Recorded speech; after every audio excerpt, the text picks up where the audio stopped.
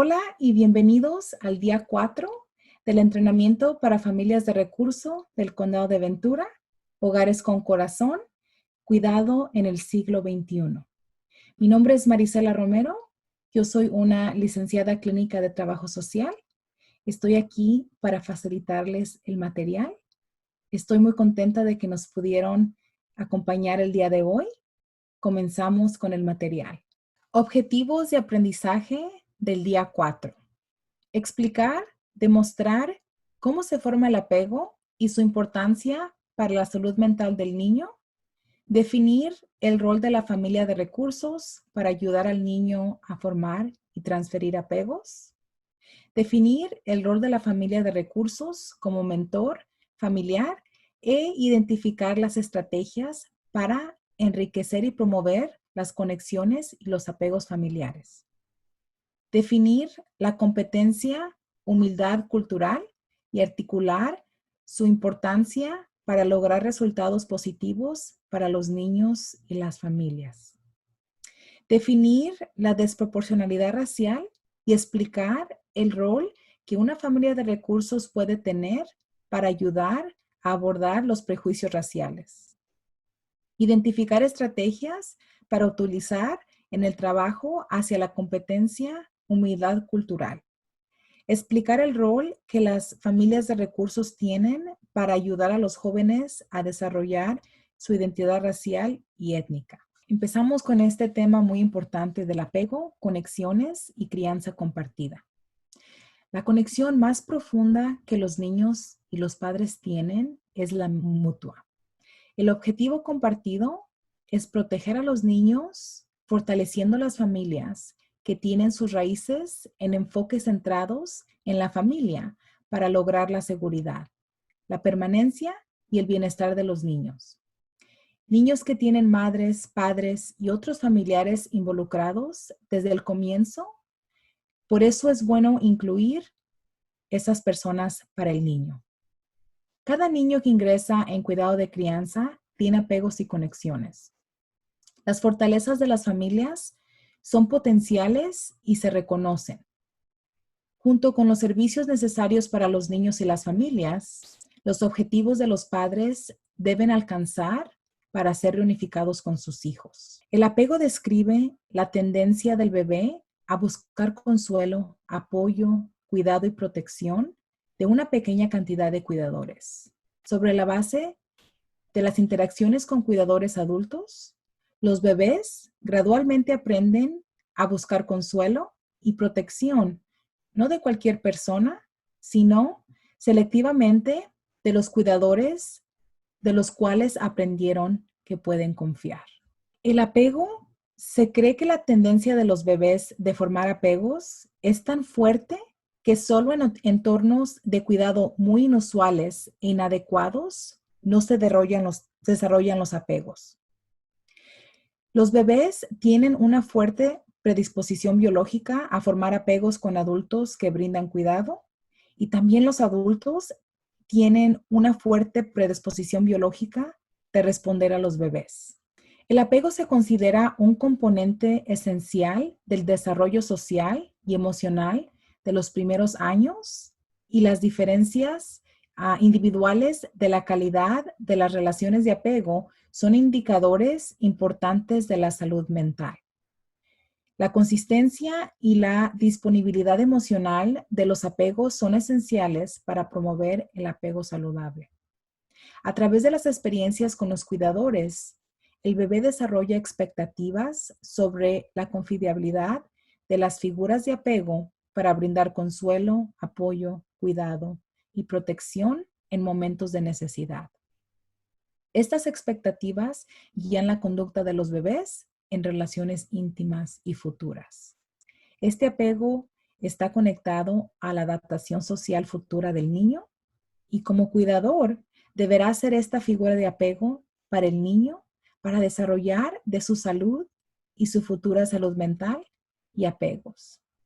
Es bien importante que desde el primer momento que este niño llega a nuestro hogar, empecemos a trabajar en el apego con él, tener buenas interacciones, estar ahí con este niño para satisfacer sus necesidades. Tenemos una actividad que hacemos en clase que se llama tejar una red de apego. El propósito de la actividad es para enseñarles a ustedes cómo funciona el apego de una manera visual. Usualmente en clase tenemos 2 voluntarios que hacen esta actividad. El voluntario 1 es el bebé que está agarrando el hilo de tejer. Tenemos otro voluntario que representa a el padre de crianza. El bebé que tiene el hilo de tejer empieza a experimentar una necesidad. Hay que pensar, ¿qué necesidades tienen los niños pequeños? A lo mejor hambre, necesidad de cambiar el pañal, quieren solo consuelo, alguien que los abrace, alguien que les hable, alguien que esté ahí con ellos. Entonces el bebé empieza a llorar, el adulto llega, el papá de recursos llega y le ayuda con sus necesidades. En ese momento que pasa esa interacción es un apego. Y el bebé, en la clase enseñamos ese apego representando la bola de hilo que es dada al padre de recursos, pero aunque esté dada al padre de recursos, el niño sigue agarrando el hilo y el hilo se va transfiriendo de uno al otro con cada apego que ellos tienen. Entonces, esta representación es visual y enseñamos cómo funciona el apego con eso visual. Y ese cordón representa que el niño se comunica con el cuidador. Y simplemente es una demostración, dándoles un ejemplo de cómo funciona el apego. Cada acción y reacción está diseñada para estimular al niño y al cuidador a lograr un apego mutuo con una profunda respuesta basada en factores biológicos. Las recompensas en el apego son evidentes.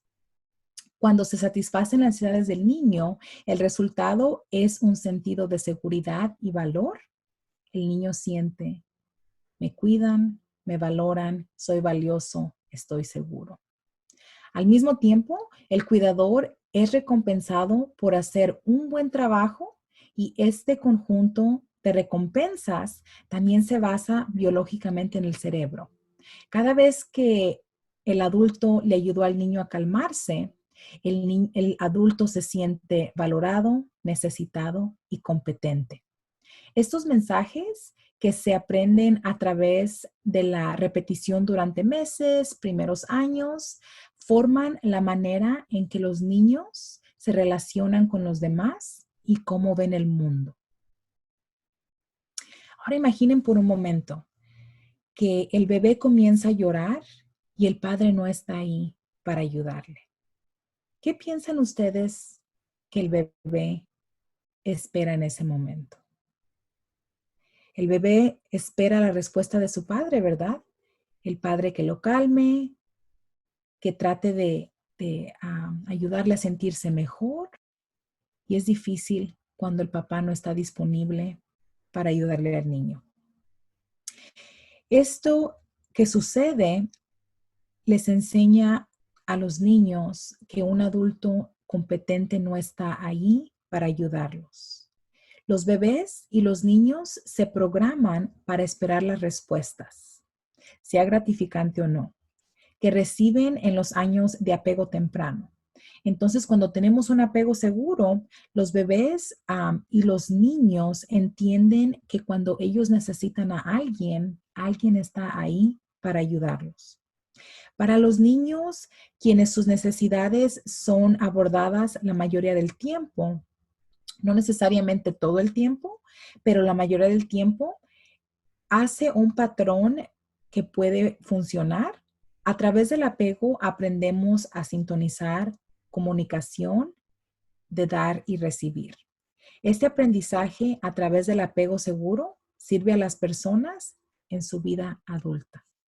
Para los niños cuyas experiencias de apoyo es más negativa o impredecible, la programación biológica de buscar y lograr el apego puede verse frustrada, lo que resultará en un apego inseguro o ansioso.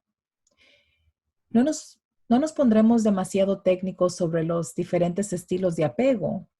Es suficiente decir que la importante programación temprana y los hitos que deben interrumpidos o demorados cuando los apegos son inseguros o generan ansiedad.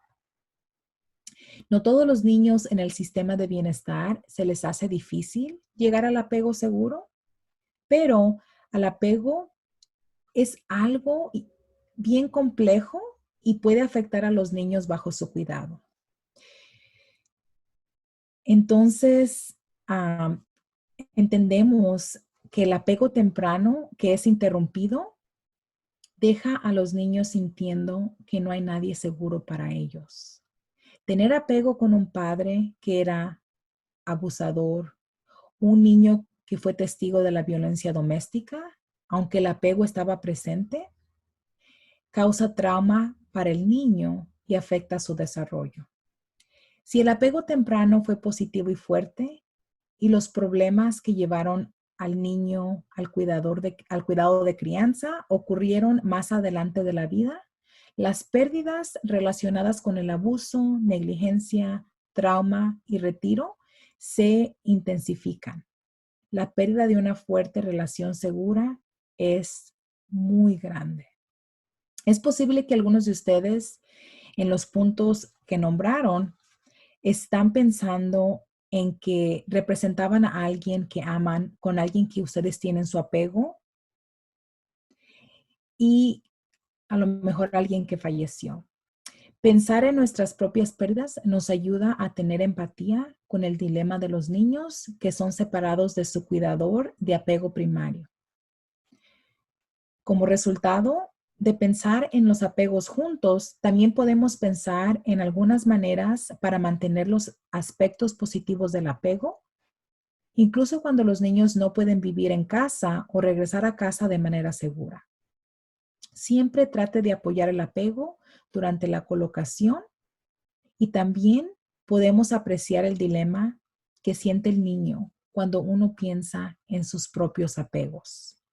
Como cuidador, ¿cómo cree usted que se sentiría usted si no pudiera pasar tiempo con alguien que tiene apego, como su hijo, una persona cercana a usted? Es algo bien difícil. Mucha gente se sentiría culpable, avergonzado, enojado, miedo de nunca volver a ver a sus seres queridos. Y por eso queremos asegurarnos que los niños sigan con sus apegos principales. Es bien claro entender que el apego es importante. Y quiero recordarles que aunque el niño llegue a tener un apego seguro con nosotros, el apego con sus seres queridos sigue, con mamá, con familiares, con hermanos. Esos apegos siguen fuertes, aunque ese niño se apegue a nosotros. Esta explicación del apego es una forma simplificada, pero sí queremos señalarles que el apego es un proceso mutuo. Es padre a hijo. Para que exista el apego, tiene que haber una programación para que ocurra ese desarrollo, esa relación. Tiene que haber un cuidador disponible para ayudarles a los niños con sus necesidades. Los bebés están programados a sentir apego, a incitar a los adultos a que los cuiden de ellos y a hacer conexiones que impulsen el desarrollo del cerebro. Es posible que algunos niños que llegan a su cuidado no hayan tenido las respuestas positivas adecuadas para sus necesidades. Es posible que no hayan tenido suficiente apego seguro para saber cómo desarrollar eficazmente nuevas relaciones. También es posible que muchos niños que llegan a su cuidado hayan tenido apegos fuertes con interrupciones traumáticas en sus relaciones que afectan sus habilidades de desarrollar y mantener relaciones con ustedes y su familia. Es importante que es posible que la mayoría de los niños bajo su cuidado hayan tenido una combinación de ambas experiencias de apego. En cualquier caso, Entender el proceso de apego nos va a ayudar a considerar mejor cómo brindar cuidado enriquecedor para el niño. A medida que continuamos hablando del apego, analizaremos más formas para poder apoyar a los niños y las familias en su camino hacia la sanación y brindar apoyo a los niños cuando la reunificación no es posible.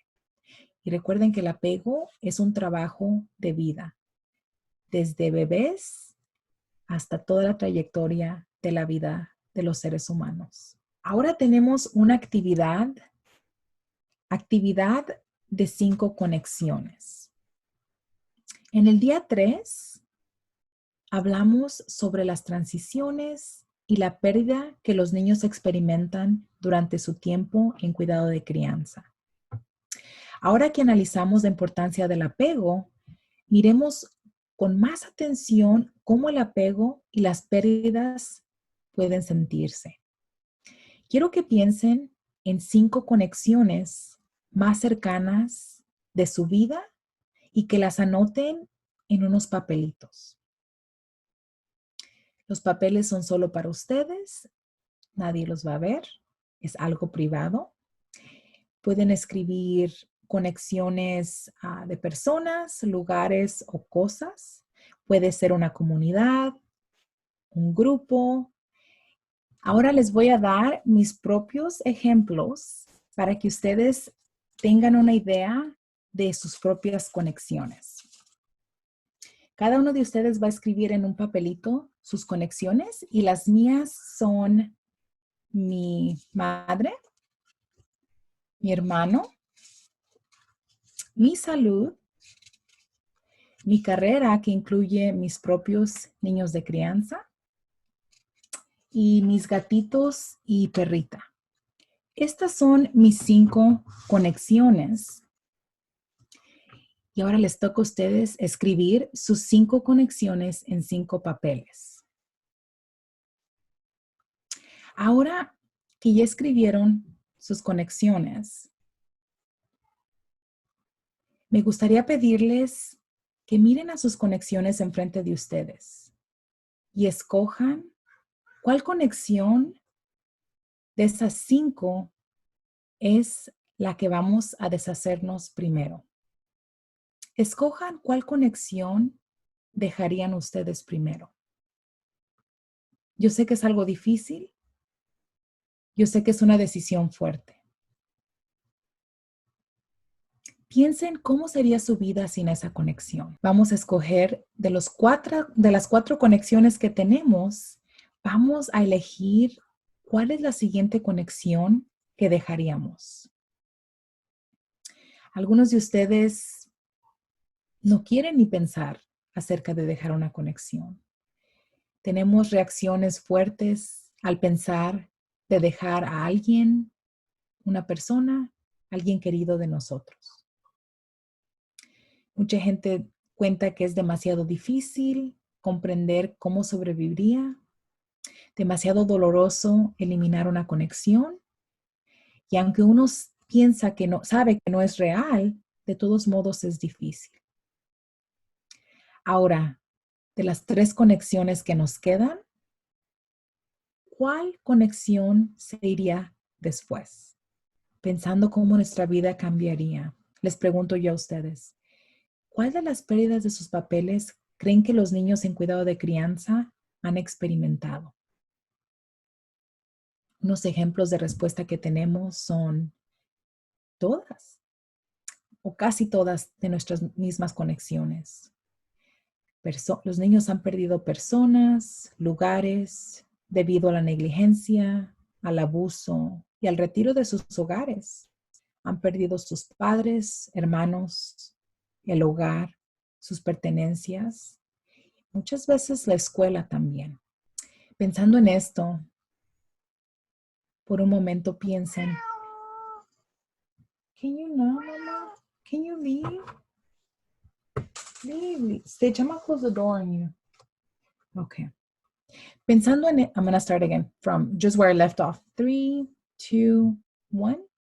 De las últimas 2 conexiones, decidan cuál se va después y analicen cómo sería su vida sin esa conexión. Y por último, la última conexión que teníamos también se tiene que ir.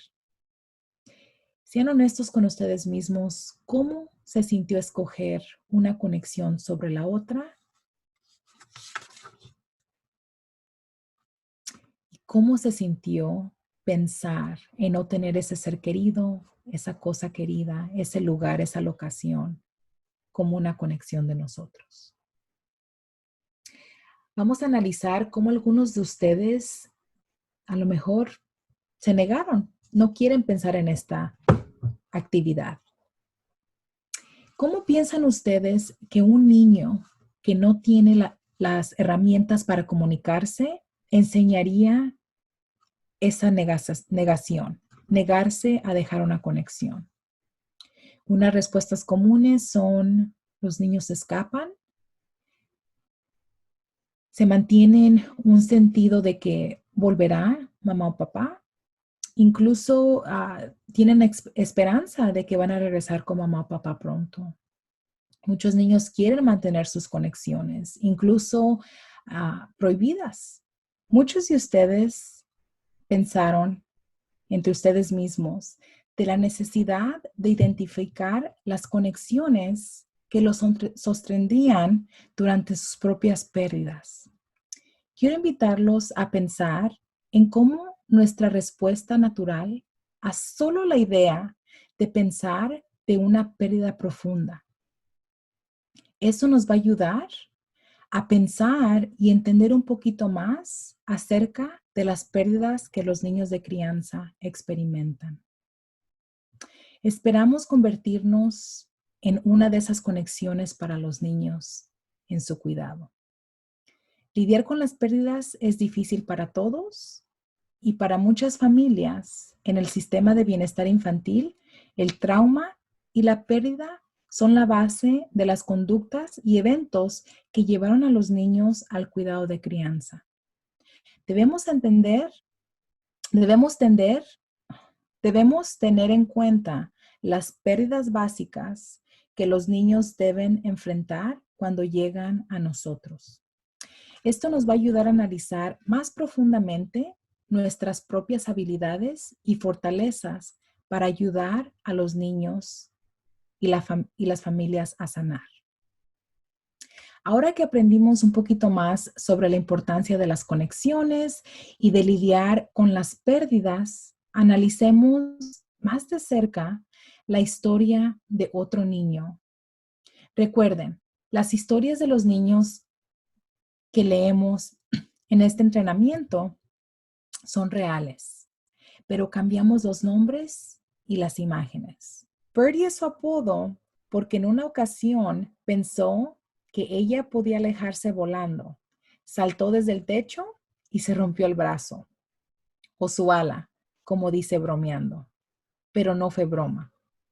La vida de Birdie ha sido difícil desde que su mamá murió en la calle, después de haberse inyectado heroína de mala calidad cuando Birdie tenía 5 años.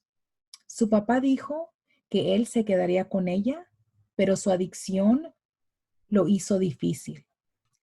Llevaba a la niña a todos lados en un carrito mientras él mendigaba monedas y trataba de conseguir drogas. Algunas veces se desintoxicaba un tiempo y se quedaba con sus padres, mientras mimaba a la niña.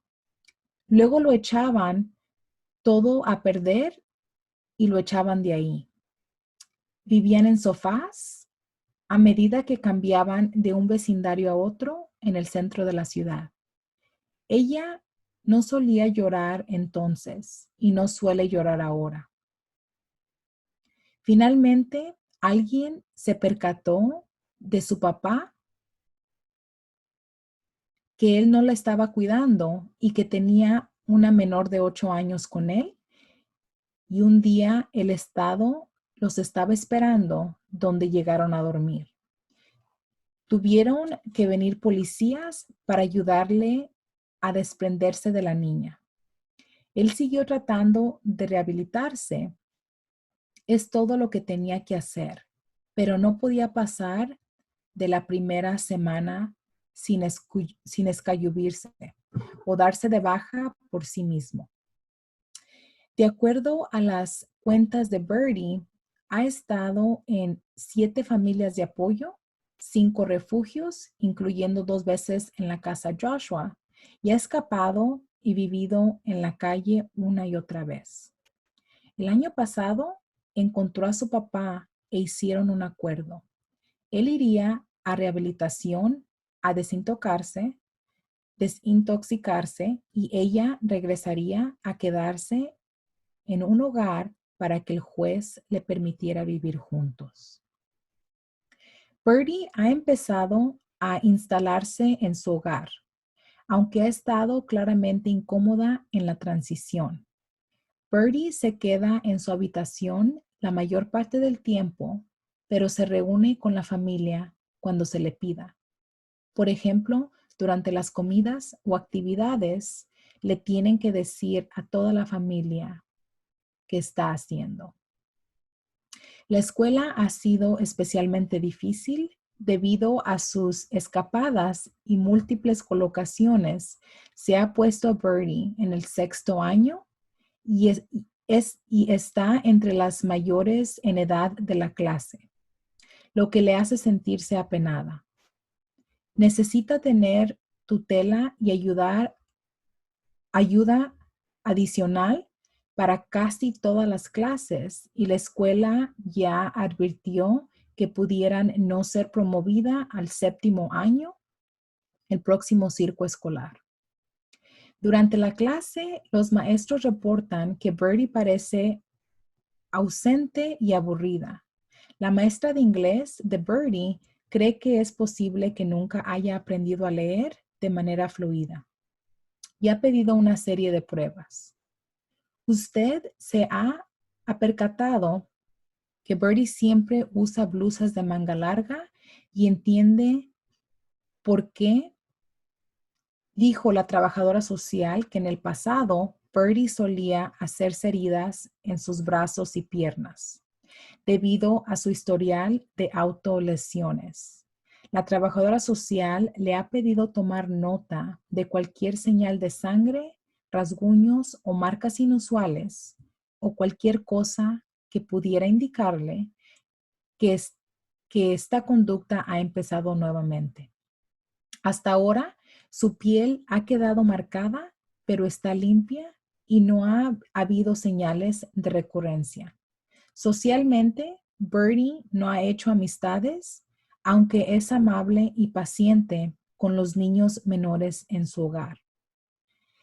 Tanto en la escuela como otro niño en secundaria reportan que Birdie se sienta sola a la hora del receso y no habla con alguno de otros estudiantes.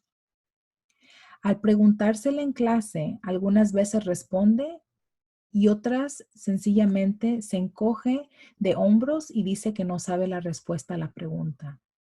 Su aislamiento ha causado preocupación a la familia y Birdie deja claro que solo se está quedando en el lugar porque hizo un trato con su padre de que así lo haría.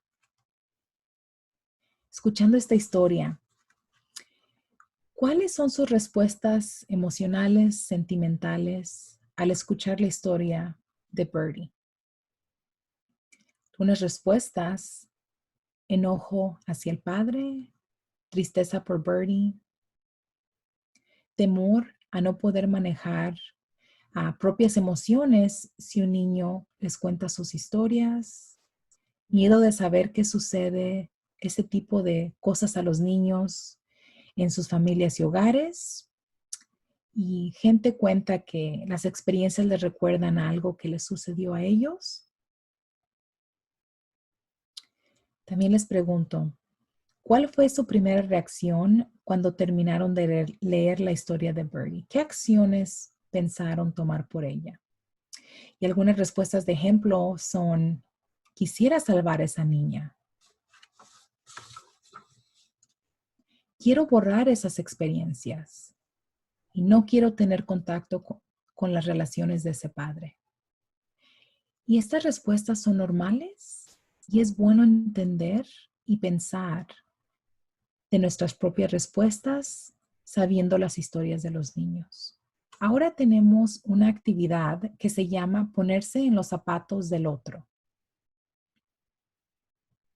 Vamos a leer lo que le llamamos la demostración de ponerse en los zapatos del otro, con algunas declaraciones comunes que las familias de recurso han expresado con respecto a lo que necesitan de los padres biológicos y con algunas respuestas que serían típicas de los miembros de la familia biológica en el proceso de asociación para una crianza compartida. Esta vez vamos a entender un poquito más de estas interacciones entre familia de recursos y padres biológicos. Por favor, lean esta hoja que se fue entregada a ustedes y es un diálogo entre padre de crianza y padre biológico. Después de leer esta hoja, quiero que ustedes respondan para ustedes mismos. ¿Cuál de los comentarios me sorprendieron? Algunos de los temas representan un interruptor del acuerdo para ustedes. ¿Se imaginan sintiéndose como se sienten las familias de recursos o la familia biológica? Siendo honesto con uno mismo acerca de nuestras opiniones de los padres biológicos. Nos va a entender, abrir la mente y entenderlos un poquito más. ¿Cómo apoyar la crianza compartida? Transición a la crianza compartida. Ahora que hemos tenido la oportunidad de obtener más información sobre un ejemplo de crianza compartida, miremos más de cerca cómo apoyar a los padres biológicos y su familia en el modelo de crianza compartida. Establecer el primer contacto. Con el apoyo del trabajador social, traten de conectar a los padres biológicos lo antes posible. Pueden hacer una llamada por teléfono, enviar una nota o correo electrónico o solicitar que un trabajador social coordine una reunión para que todos se puedan presentar. Este contacto se debe coordinar a través de su trabajador social para garantizar que sea consistente con el plan del caso y las consideraciones de seguridad. La agencia le ayudará con este primer contacto mediante una reunión llamada reunión para romper el hielo. Esta reunión será facilitada por un miembro del personal de la agencia y permitirá que en la primera reunión se comparta información importante y comience a desarrollarse una asociación entre los cuidadores. Formular preguntas. Hagan preguntas biológicas sobre el niño, demuestren respeto por el conocimiento del padre sobre el niño. Usar el escuchar reflexivo. Dar sermones y ser la autoridad no ayudará. Al escuchar reflectivamente significa primero escuchar y luego repetir lo que se escuchó para demostrar que entienden sus sentimientos. Alentar las preguntas. Brinden a los padres biológicos la oportunidad de hacer preguntas, sean honestos con las respuestas. Esperar algo de resistencia. Los padres biológicos están asustados, enojados, se sienten frustrados y avergonzados como respuestas de su trauma. No los conocen y pueden atacarlos verbalmente o ser excesivamente dóciles. Planificar visitas y actividades. El trabajador social, el padre biológico y la familia de recursos deben desarrollar un plan para las visitas y actividades. Recuerden que las primeras visitas casi siempre serán supervisadas por el personal de la agencia. La investigación ha demostrado que las visitas regulares son muy poderosas. Es el factor más importante para la reunificación exitosa y más rápida.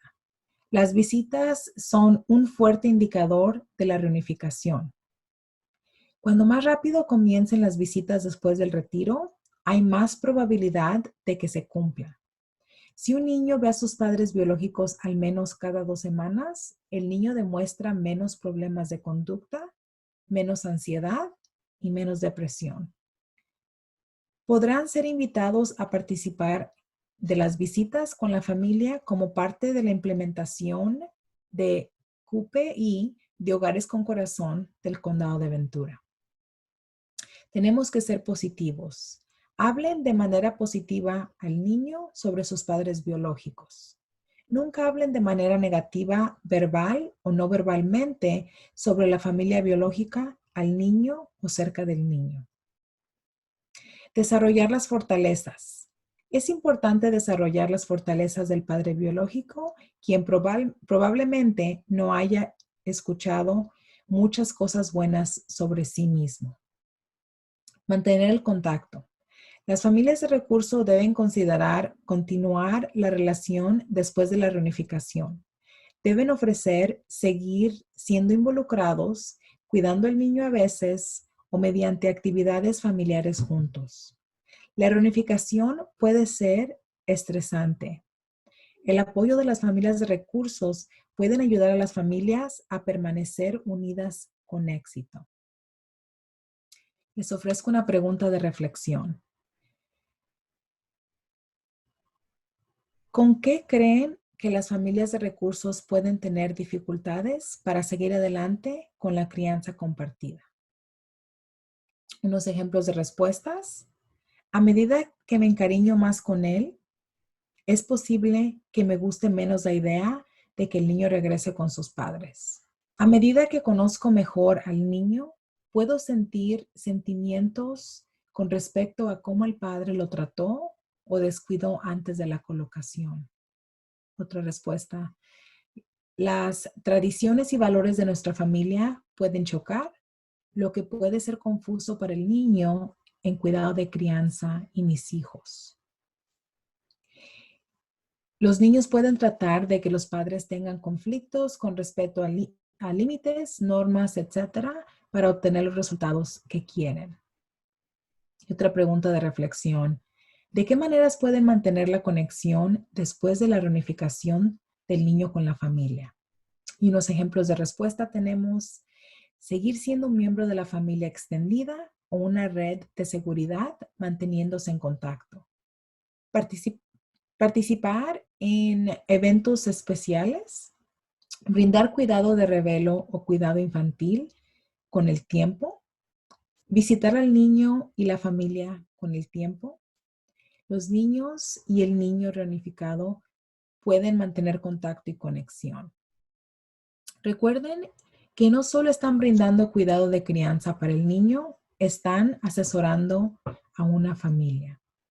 Cada niño en cuidado de crianza tiene una familia y conexiones significativas que ayudan al niño a desarrollar un sentido de pertenencia. La soledad y el aislamiento pueden ser devastadores para los niños en cuidado de crianza.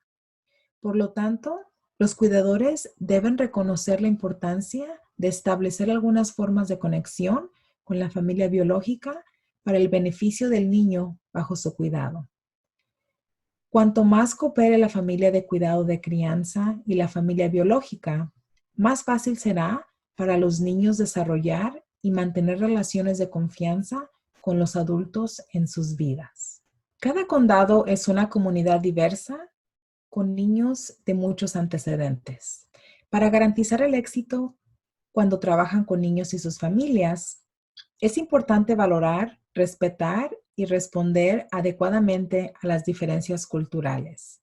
Como familia de recursos, es posible que tengan a un niño en cuidado de crianza con antecedentes culturales diferentes a los suyos, ya sea en cuanto a la raza, religión, idioma, nivel socioeconómico u otras diferencias.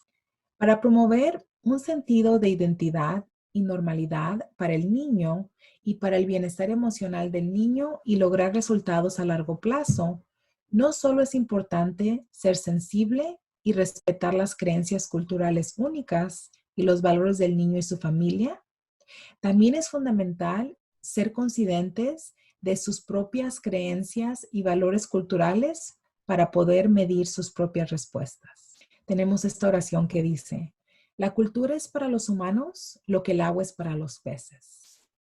Para ayudar a un niño a mantener su sentido de identidad y normalidad, para comunicarse y conectarse eficazmente con el niño y para ayudarlo a sanar, debe ser culturalmente competente con respecto a este niño y su familia.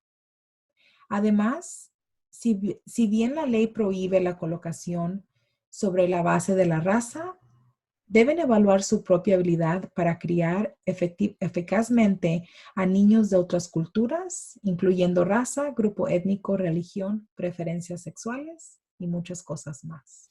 Ahora les pregunto a ustedes, ¿cuáles son algunos riesgos para un niño cuya identidad cultural no se mantiene? Unos ejemplos de respuestas son: un niño puede perder gran parte de su identidad. Minimizar la importancia de la identidad cultural puede ser interpretado por el niño como minimizar la importancia de ese niño. Una menor capacidad del cuidador para conectarse debido a dificultades de comunicación intercultural.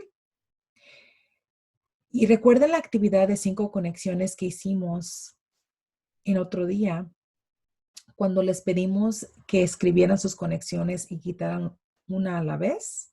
Consideren qué tan difícil es para este niño con sus pérdidas, específicamente culturales.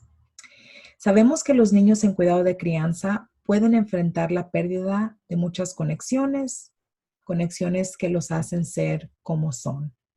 Nuestro trabajo es ayudarlos a mantener estas conexiones, incluso las culturales, porque puedan mantener un sentido de identidad y autoestima. Cultura y servicios para familias. Cuando la cultura se ignora, las familias corren el riesgo de no obtener el apoyo que necesitan o, peor aún, de recibir ayuda que es más dañina que útil. La cultura informa nuestro entendimiento de cuando se necesita apoyo, influye cómo y de quién buscamos apoyo y también influye cómo intentamos brindar apoyo. Por eso es muy importante que entendamos la cultura para poder ayudar a ese niño. Vamos a analizar el significado de competencia cultural y por qué es tan importante para el trabajo que hacemos en bienestar infantil. La competencia cultural es definida como la capacidad de las personas y de los sistemas para responder de manera respetuosa y eficaz a las personas de todas las culturas, clases, razas, orígenes étnicos, orientaciones sexuales y creencias o religiones, de manera que reconozca, afirme y valore el valor de las personas, las familias, tribus y comunidades y proteja y preserve la dignidad de cada uno. La palabra cultura significa el patrón integrado de conducta humana que incluye pensamientos, comunicaciones, acciones, costumbres, creencias, valores e instituciones de un grupo racial, étnico, religioso o social. Vamos a mirar un video que se llama El Caminado de Privilegio. Y mientras miramos este video, quiero que piensen y analicen la situación del video y cómo la cultura, la raza nos afecta a todos. ¡Formen una fila, todos! ¡Formen una fila! ¡Estamos por correr! ¡Todos formen una fila! ¡Hombro con hombro! ¡Dejen sus mochilas! ¡Vamos! ¡Estamos por correr! Vamos a competir por un billete de $100. El ganador de esta competencia se llevará este billete de $100. Antes de que diga fuera, voy a decir un par de enunciados. Si esos enunciados se aplican a ti, quiero que des 2 pasos hacia adelante. Si esos enunciados no se aplican a ti, quiero que te quedes donde estás. Da 2 pasos hacia adelante si tus padres siguen casados. Da 2 pasos hacia adelante si creciste con una figura paterna en el hogar. Da 2 pasos hacia adelante si tienes acceso a educación privada. Da 2 pasos hacia adelante si tienes acceso a un profesor privado gratuito. Da 2 pasos hacia adelante si nunca has tenido que preocuparte porque te excluyan. Da 2 pasos hacia adelante si nunca has tenido que ayudar a papá o a mamá con las cuentas. Da 2 pasos hacia adelante si no tienes que pagar la universidad, si no fuera por tus habilidades atléticas. Da 2 pasos hacia adelante si nunca te has preguntado de dónde va a venir tu próxima comida. Quiero que los que están aquí adelante volteen y miren. Cada enunciado que he dicho no tiene nada que ver con algo que alguno de ustedes ha hecho. No tiene nada que ver con las decisiones que han tomado. Todo lo que he dicho no tiene nada que ver con lo que han hecho. Todos sabemos que los que están aquí adelante tienen más oportunidades de ganar ese billete de $100. ¿Quiere decir que las personas que están atrás no pueden competir? No. Sería tonto no darnos cuenta de que hemos recibido más oportunidades. No queremos reconocer que nos han dado una ventaja. Pero la realidad es que ha sido así. Ahora, no hay excusas. Ellos todavía tienen que competir. Todavía tienes que correr tu carrera. Pero quien sea que gane este billete de $100, creo que sería tonto que no lo utilice para conocer la historia de alguien más. ¿Qué es la competencia cultural? Una definición de competencia cultural en el sistema público de bienestar infantil también debe considerar la edad, especialmente con respecto a los jóvenes que se encuentran en la transición del sistema de bienestar infantil. Un contexto de competencia cultural significa un compromiso de reevaluar la cultura exclusiva y centrada en el adulto de las agencias de bienestar infantil como mínimo y una agenda activa para el empoderamiento e inclusión de jóvenes en el mejor de los casos. Tener humildad cultural necesitamos. Un sistema culturalmente competente requiere de personas culturalmente competentes. Para ser culturalmente competente se requiere tener una autoconciencia, incluso con lente cultural, prejuicios, preferencias de estilo, incluso la clase de orientación sexual y los prejuicios socioeconómicos. Reconocer el impacto que nuestra propio lente cultural tiene sobre su rol, estilo de comunicación y percepciones. Comprometerse a aprender más sobre la cultura de interés y respetar a las familias como la fuente principal para definir las necesidades y prioridades. Entonces es bien importante que uno se conozca a uno mismo acerca de su cultura y cómo otras culturas nos hacen sentir y entender de que cada cultura es experto en su propia vida y podemos aprender y podemos educarnos a nosotros mismos para aprender un poquito más de esa cultura. Pero a veces uno ni siquiera es competente en su propia cultura, entonces tenemos que educarnos en nuestras culturas y nuestras creencias para poder entender a los demás. ¿Qué es la disproporcionalidad racial? De acuerdo con el Departamento de Salud y Servicios Humanos, la evidencia demuestra que los niños de todas las razas tienen las mismas probabilidades de sufrir abuso y negligencia, pero los niños de color, especialmente los niños afroamericanos, tienen más probabilidad de ingresar y permanecer en cuidado de crianza. Se identificaron como los siguientes factores principales que fluyen la proporción de niños afroamericanos en el cuidado de crianza. Tasa más alta de pobreza y desafíos para acceder a servicios de apoyo, prejuicios raciales, malentendidos culturales y dificultades para encontrar hogares permanentes apropiados. Se está realizando cambios sistémicos para abordar esta desproporcionalidad racial en el nivel nacional estatal y local.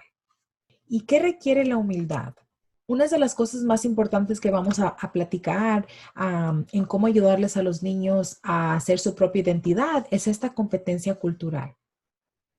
Quizás uno de las cosas más graves que podemos hacer en la búsqueda de la inclusión es creer que tenemos la capacidad de lograr una competencia cultural real y ampliamente representada. Y lo que tenemos que entender es que nunca vamos a llegar a una competencia cultural porque nunca vamos a parar de aprender cosas nuevas, nunca vamos a parar de educarnos nosotros acerca de otras culturas. Y es bien importante entender de que esto no es un principio y un final. Entender una cultura requiere de una relación por vida. Va a tomar toda la vida para poder entender una persona, una cultura. Es peligroso asumir que podemos entender completamente la experiencia vivida de nuestros vecinos, de un amigo, de un niño de crianza. Cuando lo hacemos, creamos espacios preparados con oportunidades para malentendimientos, explotación, marginación y opresión cultural. Debemos cambiar nuestros esfuerzos en la búsqueda de una comprensión alcanzable al desarrollo y un nuevo hábito que le llamamos la humildad cultural. Existen diferencias significantes entre la competencia cultural y la humildad cultural. La humildad cultural es un proceso en el que uno se involucra más que un nivel de educación. De veras queremos llegar a entender esa cultura. La humildad cultural se enfoca en alejar en el énfasis de nuestra propia experiencia vivida y poder entender las experiencias de los demás, para dar valor a la práctica de escuchar y aceptar las voces de aquellos que no sean nosotros. Lo mejor que podemos hacer es escuchar más, tener más compasión y aceptar que lo que otros nos están diciendo de su realidad es su realidad de ellos. También queremos asegurarnos que ninguno de nosotros están sin algún privilegio. Entonces ustedes empiezan a pensar, ¿qué privilegios he tenido yo? ¿Qué privilegios tengo la oportunidad de tener? Algunos de nosotros tenemos más privilegios que otros. Ninguno de nosotros hemos vivido sin tener algún tipo de adversidades de algún tipo. Muchos más que otros, ¿verdad? Han tenido más adversidades y todos tenemos la capacidad de involucrar a quienes son rodeados de un hábito de humildad cultural. Y una de las cosas más importantes es simplemente escuchar más, tener más compasión y de veras entender la historia de los demás basados en escuchar y comprender. Niños cuidando la... I'm going to start again. 3, 2, 1. Niños cuidado por etnicidad. Como podemos ver, en el condado de Ventura, la mayoría de nuestros niños en el sistema de crianza son latinos, 71% son latinos, tenemos a 23% blancos y 4% afroamericanos y 2% asiáticos. Sí tenemos niños que son de raza mixta, birraciales, pero esta representación específicamente nos da porcentajes de las razas de los niños que tenemos actualmente en el condado de Ventura. Niños en cuidado de crianza por origen hispano y de carrera en California. Como podemos mirar, estos datos son del 2009 comparados al 2016. Hablando de raza, niños hispanos o latinos, en el 2009 había 28,709 niños. 2016, los números subieron a 29,075. Los afroamericanos no hispanos había en el 2009 14,019 y los números bajaron en el 2016 a 10,622. Y los niños blancos no hispanos, 2009 había 12,867 y los números bajaron a 10,904.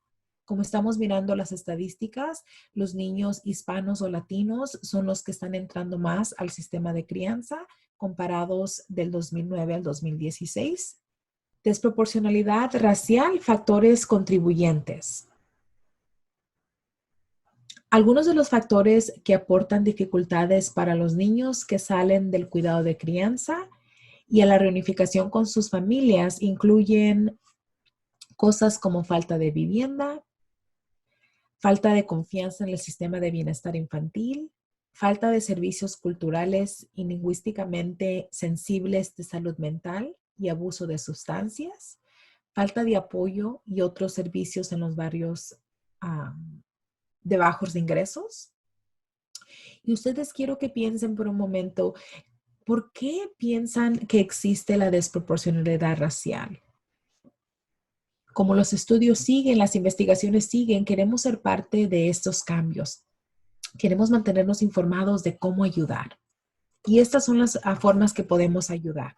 Como familias de recurso, además de ser culturalmente competentes y sensibles y respetar los antecedentes culturales del niño en su cuidado de crianza, podemos ayudar a abordar la desproporcionalidad racial y el prejuicio cultural de las siguientes maneras.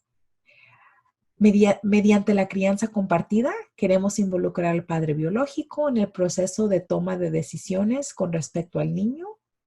Necesitamos apoyar los esfuerzos de reunificación y permanencia, siempre defender al niño y la familia, y les damos tutoría a los padres biológicos. Crianza interracial. Las familias de cuidado de crianza interraciales están compuestas por niños de una raza o cultura que son criados por padres de una raza o cultura diferente. Las familias interraciales se consideran familias de color. Si el día de mañana ustedes van a aceptar un niño que es de una raza, una cultura diferente a la de ustedes, vamos a compartirnos en una familia de crianza interracial. Crianza interracial. Las familias de recurso tienen la responsabilidad de ayudar al niño a definirse a sí mismo como miembro de su propia comunidad cultural y racial genética. Ya sea de una sola raza o de raza mixta, birracial, los niños se sienten parte o separados de su raza.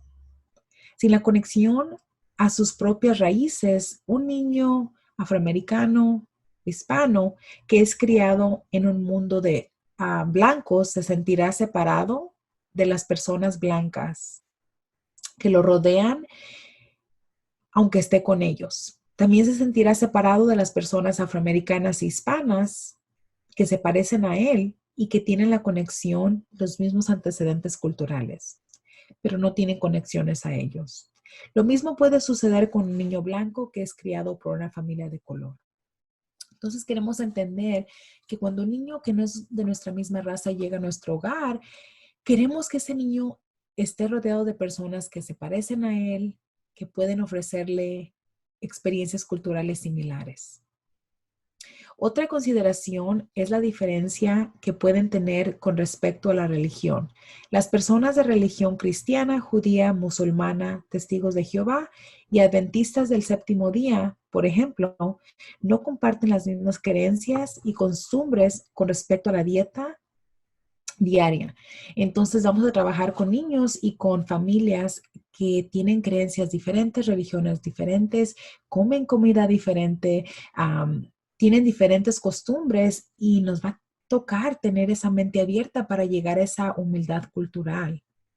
Un niño necesita una conexión con aquellos que tienen cultura y raza compartida. Esto es esencial para un desarrollo saludable. Sin importar cómo es criado, la sociedad le asignará la raza y cultura de, por ejemplo, hispano, y sin conexión el niño se sentirá perdido y asilado, sin poder estar en esa cultura blanca donde fue criado y sin tener su propia cultura racial. Al conectar a los niños a su propia raza y cultura, aprenderán a crecer en sus raíces y a la vez incorporará lo que han aprendido de ustedes sobre su identidad en el hogar interracial, se vuelven biculturales y se cerrará la brecha entre los dos mundos.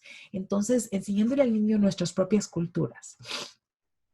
Pensando en sus culturas, recuerden que la cultura puede ser su forma de comer, cosas que le gustan, la música, actividades. Todo eso es parte de su cultura y es bien importante que los niños entiendan nuestra cultura, pero también es bien importante de que ellos se sientan conectados a alguien que comparte su raza, sus culturas, para que ese niño pueda lograr ser bicultural y ser parte de esos dos mundos.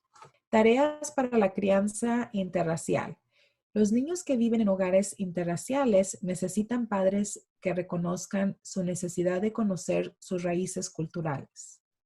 Los expertos recomiendan que los padres hagan lo siguiente para satisfacer las necesidades de sus hijos.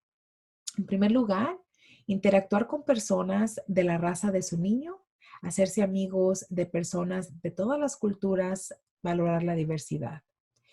Vivir en un barrio diverso e integrado, reconocer que el multiculturalismo es una ventaja y valorarlo. Buscar tutores de la cultura de su niño para ustedes y para el niño. Elegir escuelas integradas que ofrecen materiales educativos sin prejuicios. Oponerse al racismo y la discriminación. Tener una política de tolerancia cero al respecto. Proporcionar el cuidado adecuado para el cabello y piel de su niño. Hacer que su hogar sea un hogar bicultural. Hablar sobre raza y cultura a menudo. Ir a lugares donde su niño está rodeado de personas de su misma raza y cultura. Crianza interracial. Con esto en mente, es importante evaluar sus propias creencias sobre otras culturas y otras razas antes de la crianza interracial. Todas las personas tienen prejuicios y, al descubrirlos, se aprende una lección de autoconciencia y la oportunidad de crecimiento personal. Estas son algunas preguntas para hacerse antes de decidirse por la crianza interracial. ¿Cuántos amigos tienen de otra raza o cultura? ¿Otras clases, estados socioeconómicos, orientación sexual? ¿Qué tipo de cosas desean saber sobre otras culturas? ¿Asiste a eventos y celebraciones multiculturales? ¿Qué sabe sobre el cuidado especial de la piel y el cabello de los niños de color? ¿Ha incorporado otras razas y culturas en su vida hogareña? ¿Las escuelas en su área son diversas con niños de muchas culturas? Si va a la iglesia, ¿qué culturas se representan ahí? ¿Cómo ven los miembros de la familia extendida a las personas de diferentes razas y clases? Y estas preguntas son una forma de reflexionar nuestras propias creencias.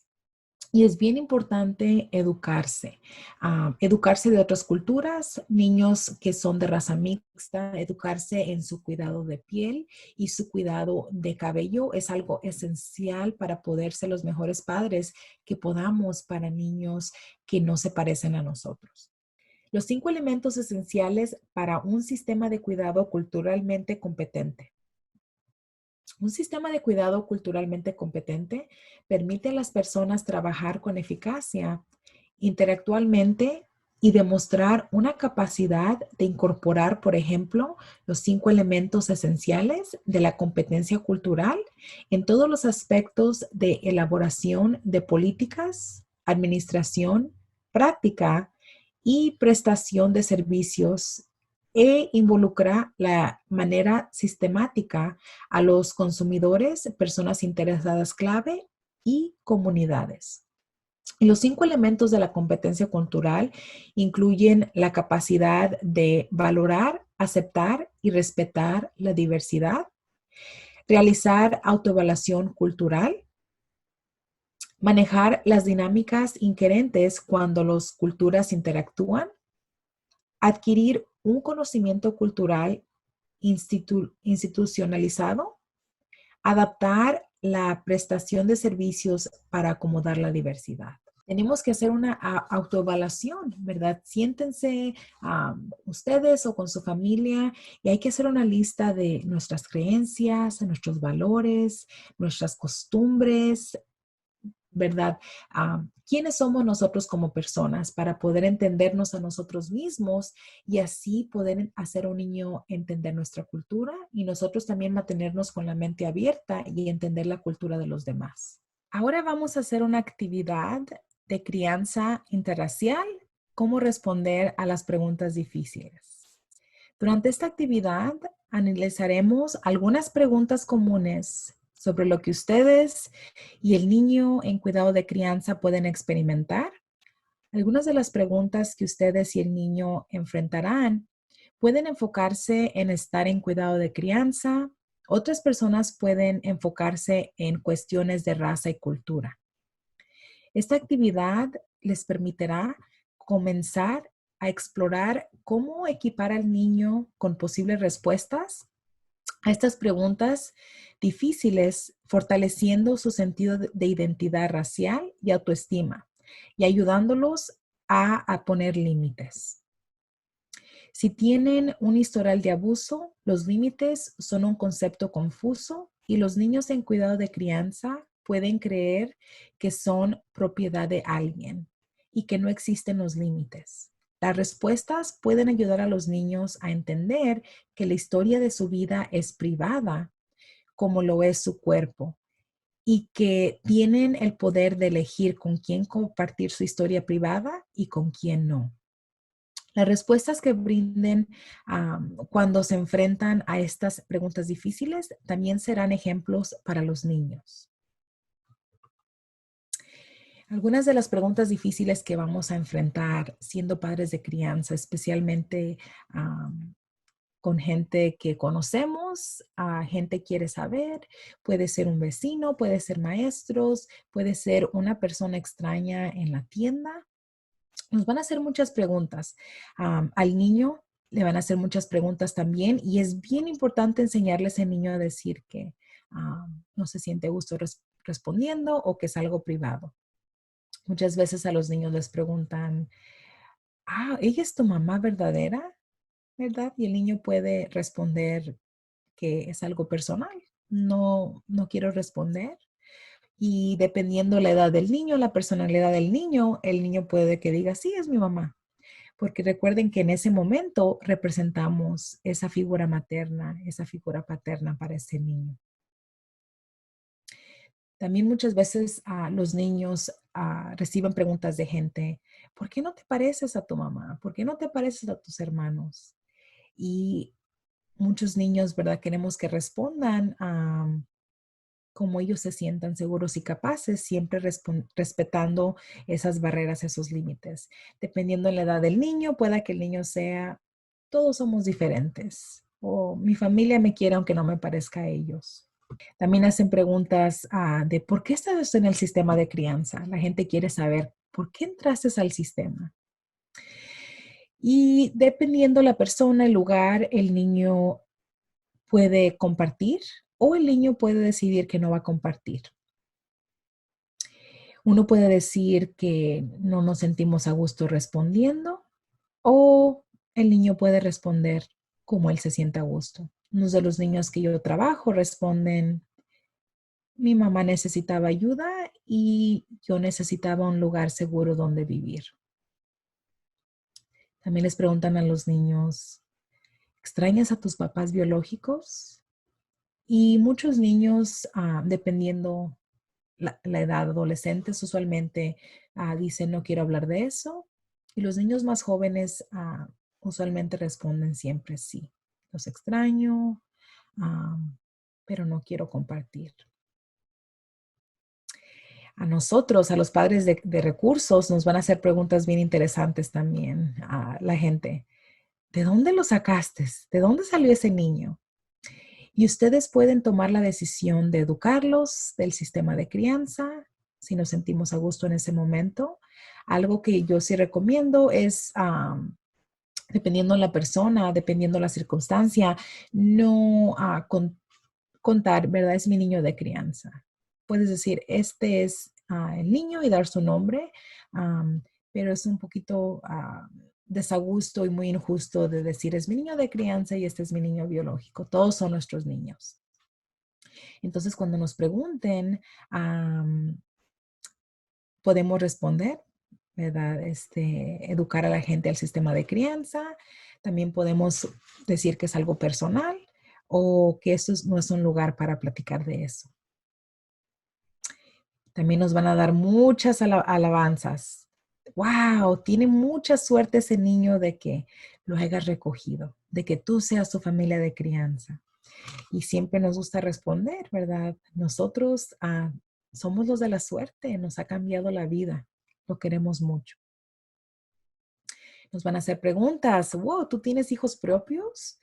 Y si quieres responder, puedes responder. Y recuerda también que tienes la oportunidad y el derecho a la privacidad de no responder esas preguntas. Y todas nuestras respuestas dependen dónde estamos, quién es la persona, si el niño está ahí, si el niño no está ahí. Y cuando llegan las preguntas difíciles, usualmente tómenlo, si pueden, como un lugar para educar a la gente. Edúquelos en el sistema de crianza, edúquelos en los niños que necesitan gente con paciencia y con ganas de querer ayudarlos. Y muchas veces también nos preguntan, ¿qué sabes de los padres biológicos? La gente es muy interesada queriendo saber.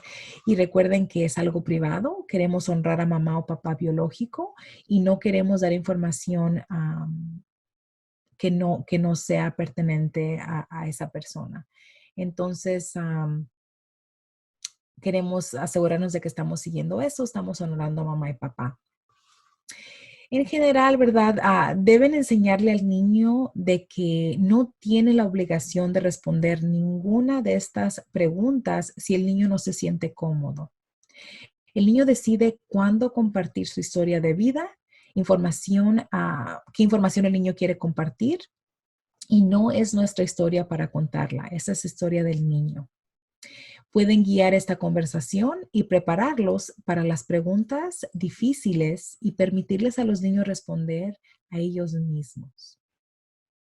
Queremos enseñarles esos límites y enseñarles que su vida es privada y solo ellos deciden a quién quieren compartir esa información, que es algo tan privado para ellos.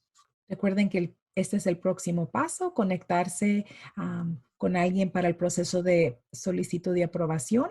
Gracias por estar con nosotros y aprender de este material.